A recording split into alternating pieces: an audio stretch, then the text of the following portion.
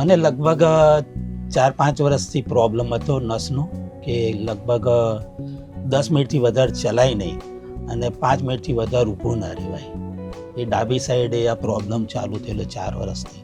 મને આ પ્રોબ્લેમ હું ઊભો રહું ને ત્યારે થાય. ઊંઘમાંથી ઉઠું ત્યારે કોઈ પ્રોબ્લેમ નહીં, પણ કદાચ ચાલુ થોડો તો ચલાય નહીં વધારે, અડધો કલાકથી વધારે ચલાય નહીં, 10-15 મિનિટથી. અને બીજું કે ઊભો રહું તો વધારે ઊભું ના રહેવાય.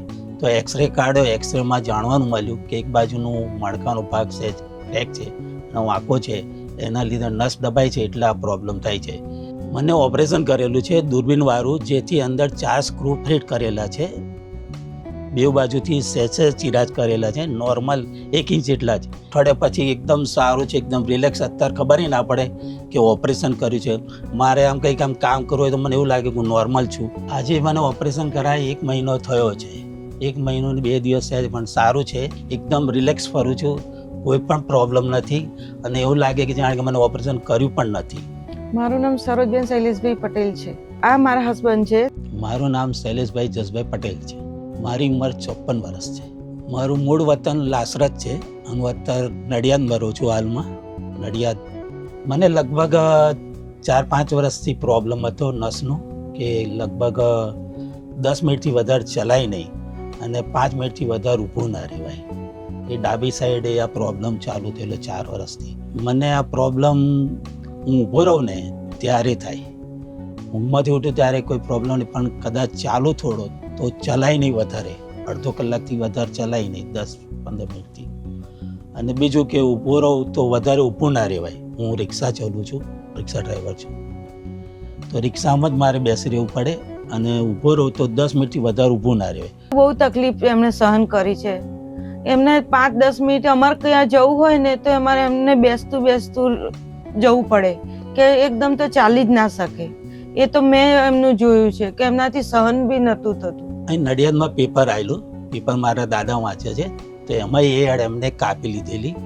એમના પ્રોબ્લેમ હતો એક નસનો, એની માટેનો, તો એની માટે રાખેલી એડ કાપીને. પછી એ બતાવવા ગયા એક ટાઈમે નસનું, ત્યારે જાણ્યું કે આ બધું ઓપરેશન ત્યાં થાય છે.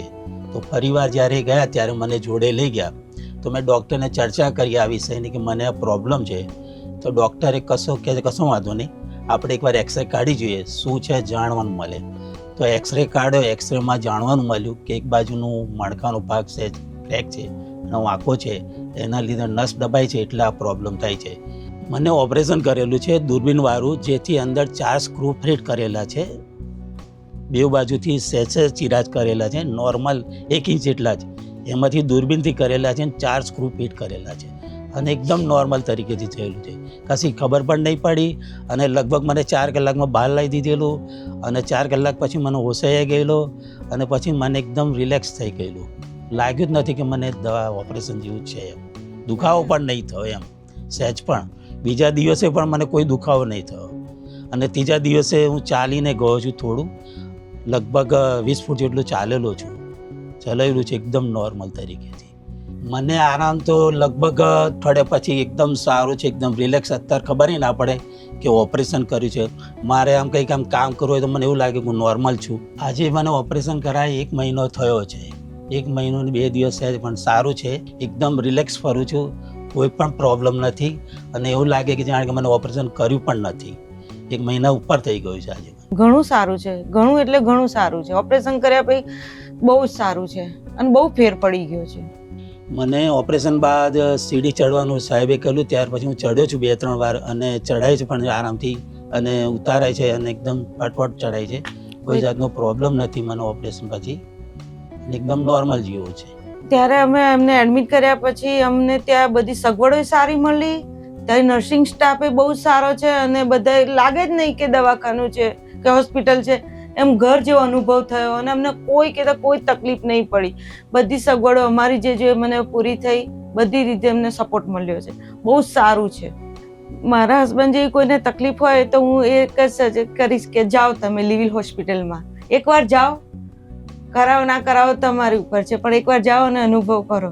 ડૉક્ટરે બહુ સારા છે અને તેનો સ્ટાફે બહુ સારો છે. જો મારા જેવી કોઈને તકલીફ હોય તો એમનું ઓપરેશન કરાવવું જોઈએ. ઓપરેશનમાં કોઈ પ્રોબ્લેમ થતો નથી અને વ્યવસ્થિત થાય છે, કોઈ દુખાવો નહીં થતો, ખબર પણ પડતી નથી, બીવાની પણ જરૂર નહીં હોતી, એકદમ નોર્મલ દૂરબીનથી થઈ જાય છે, તમને ખબર પણ પડે નહીં કે ઓપરેશન થયું છે તમારું. મને પહેલાં કરતાં સારું લાગે છે અત્યારે, કોઈ પ્રોબ્લેમ નહીં. પહેલાં તો આમ લાગતું હતું કે ભાઈ દુખાવો છે એનો અહેસાસ થતો, અત્યારે તો બિલકુલ લાગતું જ નથી કે ઓપરેશન કઈ બાજુ કર્યું છે એ પણ ખબર નથી પડતી મને, અને બિલકુલ આમ નોર્મલ જેવું છે, સહેજે દુખાવાનો અહેસાસ થતો જ નથી. હું એટલું કહેવા માંગુ છું કે ગમે તે હોય, બીજા કઈ દવાખાના હોય ને તો આપણે બીજે કંઈક સગવડો કરવી પડે, પણ ત્યાં એવું નથી કે આપણી સગવડો બધી પૂરી કરે. અમે 4 જણ હતા પણ અમને ખબર જ નહીં પડી કે અમે હોસ્પિટલમાં છે કે ઘરે છીએ. એટલું સ્ટાફે સારામાં સારું છે અને ડૉક્ટર તો મારા માટે તો ભગવાન જેવા છે. ખૂબ ખૂબ હિતેશભાઈનો ધન્યવાદ હું ખુદ કરું છું અમારા બધા તરફથી કે ખરેખર ભગવાન રૂપ છે હિતેશભાઈને, કોઈ દિવસ નહીં ભૂલીએ. અને હું જાતે પણ એવું કહું છું કે આવા સાહેબ અને કોઈ દિવસ ના મળે કોઈને. વ્યવસ્થિત છે એકદમ, બહુ જ મસ્ત. કોઈ પણ પ્રોબ્લેમ હોય એકદમ નોર્મલ તરીકેથી તમને બતાવે, સમજાવે અને જણાવે છે.